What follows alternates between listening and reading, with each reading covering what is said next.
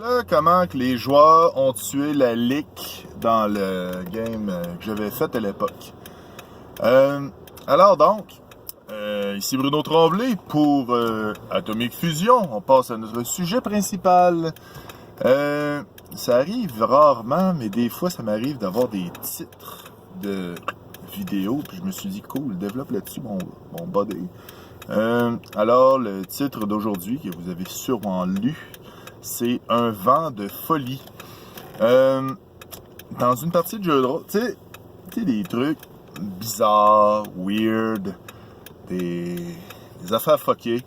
Il y a peu de maîtres de jeu qui incluent ça dans leur partie. Il y a des joueurs aussi, des fois, qui incluent ça dans leur partie. Il y en a qui... moi, à peu près les 3/4 des décrochages que mes joueurs font, je fais comme « Ok, cool », puis c'est embarqué dans la partie. Le monde fait comme « Non, c'était une joke. » Mais là, reste dans le roleplay, mon pit, c'est pas de même ça marche. Fait que là, j'ai quelques petits exemples, dont un que je me rappelais pas, puis c'est quelqu'un qui m'a raconté, en fait. Je vais commencer par lui. C'est dans mon monde. Quand tu arrives dans mon monde, en fait, t'as un bon d'achat pour une modification génétique. Ouais, c'est comme ça, c'est le fun. Des fois, tu sais, je me dis, ok, ils vont me sortir des trucs le fun, des affaires surprenantes. Donc le gars, il voulait avoir de la peau de lézard. Fait que, ok, cool, tu vas avoir de la peau de lézard. Et finalement, le docteur arrive, il enlève la peau d'à peu près tout le corps. Il dit, excuse, j'avais oublié de t'endormir. Il l'endort après. Il injecte un produit pour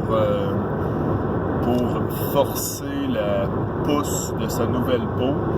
Puis il se réveille d'un vape, il est à peu près bizarre. Puis là, il voit que le docteur est en train d'enlever son cerveau. Puis il met il met une autre veste plus bleue, tu sais, une veste bleue, puis il pousse son petit carrosse d'entretien ménager. Donc là, finalement, le gars me raconte ça. Je dis, j'ai vraiment fait cette blague-là. OK. Mais dans les plus récents que j'ai faites, il y a une personnage qui était en fait la fille d'un autre personnage dans une autre partie, qu'elle était cannibale, en tout cas elle avait plein de dents, puis tu sais, elle pouvait à peu près broyer des os, en tout cas des affaires comme ça. Mais c'est pas ce qui est le plus important. C'est à un moment donné, elle s'est rendue compte que sa mère était encore dans sa tête, puis qu'elle prenait le contrôle de son corps quand elle dormait. Puis elle s'est réveillée à un moment donné, pas de pouce, mais elle avait aucune douleur. Puis aussi, si je me rappelle bien, elle s'est fait enlever son cœur par sa mère. En tout cas, bref, elle s'est réveillée, elle avait plus de cœur, plus de pouce. Elle a comme fait, OK, qu'est-ce qui se passe? Pourquoi? Je respire encore, puis je vis encore, puis je sens encore mon cœur dans ma poitrine. Donc là, il y a ça aussi. Mais elle avait pas l'air de s'en faire plus qu'il faut. Donc c'est là que la déesse de la mort est arrivée. Et j'ai décidé, OK, la déesse de la mort, elle argumente avec, elle dit, t'as pas de cœur, t'es supposé d'être mort. OK, tu parles avec moi. Puis, c'était l'argumentation là-dedans aussi.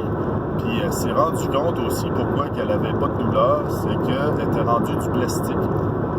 J'avais fait un pattern dans le genre, OK, j'avais calculé, disons, si t'as pas de cœur, t'as pas de respiration, donc, tu sais, t'es inerte, inanimé. J'avais fait plein de synonymes là-dessus. Fait que finalement, si t'as pas de cœur, t'es en plastique. En gros, c'était ça que j'avais calculé. Il a fallu qu'il convainque la mort.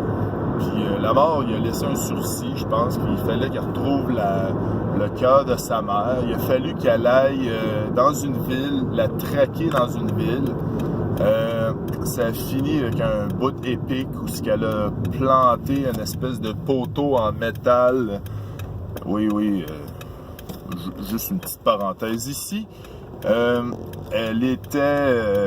s'était matérialisée un moment donné, elle avait s'était échappée de sa prison mentale. En fait. Puis après ça, c'est ça, ça l'a fini dans quelque chose d'épique où elle a planté un poteau en métal dans son corps, puis il y a une décharge, un éclair qui est tombé en même temps, puis ça l'a tué sur le coup.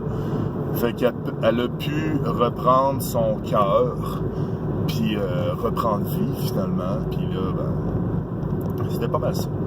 Dans une autre partie que j'ai fait, il y avait, j'ai déjà parlé d'Aura Sempiternelle. En fait, Aura Sempiternelle voulait redémarrer l'ATI. L'ATI, comme tout le monde sait, c'est l'Agence temporelle et interdimensionnelle. Parce que l'AID l'avait enlevé dans le but d'utiliser son énergie dimensionnelle pour l'aider à changer d'une dimension à l'autre. Mais c'est pas mal ça.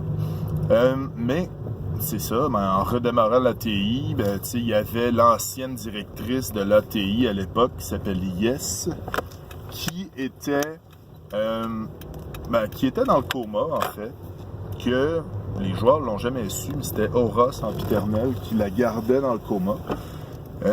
C'était voulu, puis il y avait dans les joueurs, c'était là aussi que j'avais pas fait, c'était pas ben intelligent ce que j'ai fait. Dans les joueurs, il y avait une demi-déesse que sa longévité était à peu près illimitée, fait que Aura Sempiternelle la faisait vieillir, puis comme ça, elle pouvait changer le temps des trucs en fait. C'est comme tu pognes tu pognes un objet, whatever, dans sa fin de vie, en fait, ok? Disons, tu trouves un pot en métal qui est, il est corrodé, puis à fond, il est détruit, il est percé, mais là, elle peut prendre du temps quelque part, puis le mettre, le faire rajeunir, en fait.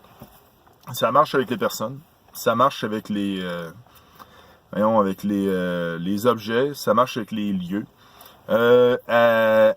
Mais pour les personnes, il faut qu'elle ait un lien, disons un lien génétique, un lien, faut qu'elle ait goûté à leur sang ou faut qu'elle ait un contact avec eux autres. Ce qui était quand même cool, c'est que disons quand il y avait des nouveaux agents, elle prenait il y avait pas des transfusions, des prélèvements sanguins pour regarder de quoi ça va être là. Mais je pense que je vais en faire peut-être un deuxième vidéo de ça.